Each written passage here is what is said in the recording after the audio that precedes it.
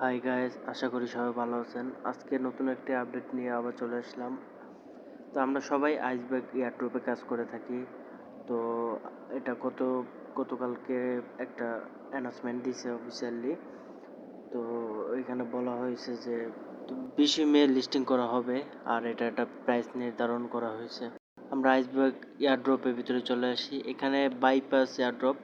তো এখানে ক্লিক করলে আরও 2 লক্ষ টোকেন পাওয়া যাবে। তো এখানে ক্লেম করতে হলে আরও 1.5 টন খরচ করতে হবে।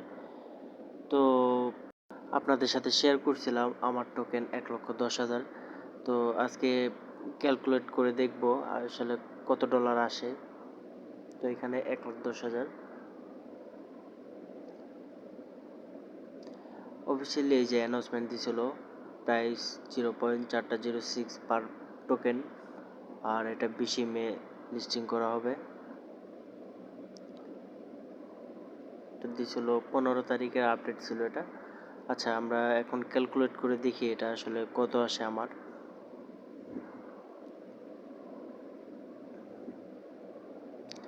$0.406 ইন্টু 1,10,000।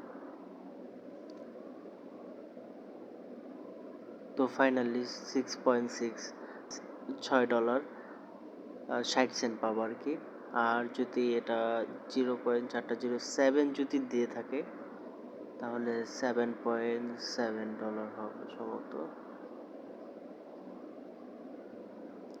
আর যদি এটা 4.08 দিয়ে থাকে তাহলে 8.8, আর 9 দিয়ে থাকলে 9.9।